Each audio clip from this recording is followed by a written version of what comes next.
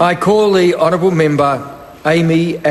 Thank you, Mr Speaker. I'm just going to take a brief call tonight on the Taxation, Tax Administration Remedial Matters third reading. And before I touch on the issue of gift duty, which obviously is a pretty contentious issue in this debate, I just want to reflect on some of the other things that this bill does do, because, Sir, listening through this afternoon, you'd be forgiven for thinking that that was pretty much all that was in the bill. And I do acknowledge the previous speaker's comments when he made the point that, in fact, there's a lot of good tax changes in this bill, and I think they just deserve to be put on record, although I know the Minister, of course, did refer to them.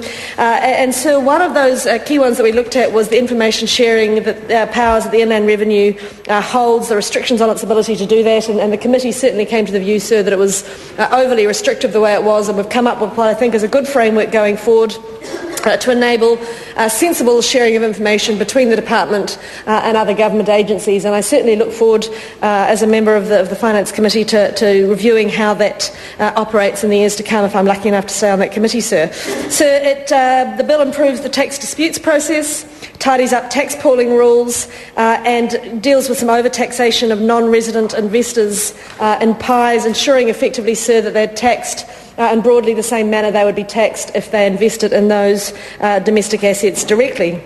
And the Minister also mentioned tonight in his contribution the further SOPs that we've seen tidying up some further tax issues in relation to insurance payouts and the rebuild in Canterbury. And of course this House is always very supportive of anything to aid in that direction. So just coming back to gift duty very briefly, I want to touch on the fact that while it's been well traversed that this is a tax that raises very little in revenue terms, $1 million gross, $500,000 or less net, and it's something like 98% of all compliance that goes through the Department in relation to this results in no tax payable, there are quite validly, I think it's not unfair to say, issues that have to be looked at around how people can divest themselves of assets and ensure that that isn't done in a non-appropriate way, that it isn't done to defeat creditors. But I think the point that has been missed in the debate so far is that, Sir, this is tax legislation, and this is not the place to ensure the legislation is right and is enforced to ensure that creditor protection is met. Those provisions do exist, and the contentions from the Labour members to suggest that now it's going to be all on for man and beast and everyone can pass assets off to anyone they like and avoid anything with impunity are frankly wrong. There are significant powers already in the insolvency legislation and in the wider legislation to ensure that gifts that are made solely with the purpose of defeating a creditor, solely with the purpose of entitling yourself to more government assistance, are able to be set aside. Now, if the monitoring of the position post the abolition of gift duty suggests that more work is needed, then certainly we'll be very happy to look at that.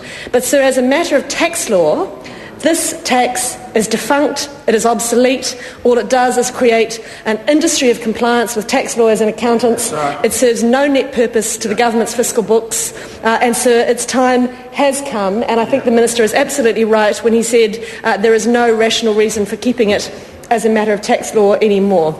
Sir, can I also just touch on the fact that under existing structures, assets can be divested of instantaneously.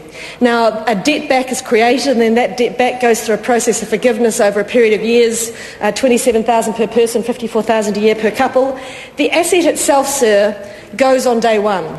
So if there's concern about protection of specific assets, that asset, under current laws, with gift duty, without any penalty, without any payment, can be divested immediately. All capital gain from that date and all connection from that date, and that asset has gone. And the only asset that remains, as I say, is a financial one, which at day one is reduced by usually $54,000 across a couple, and that number reduces in time. So to suggest, Sir, that the picture is going to change as significantly as you might have thought listening to this debate, I think is misleading. Sir, I think this is the right step as a matter of tax reform. We will continue to monitor to see how that revolves, but my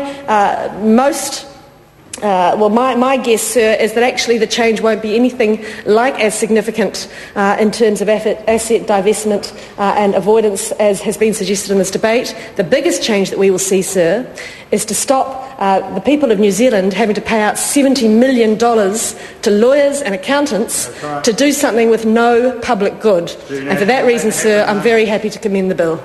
Excellent speech. I call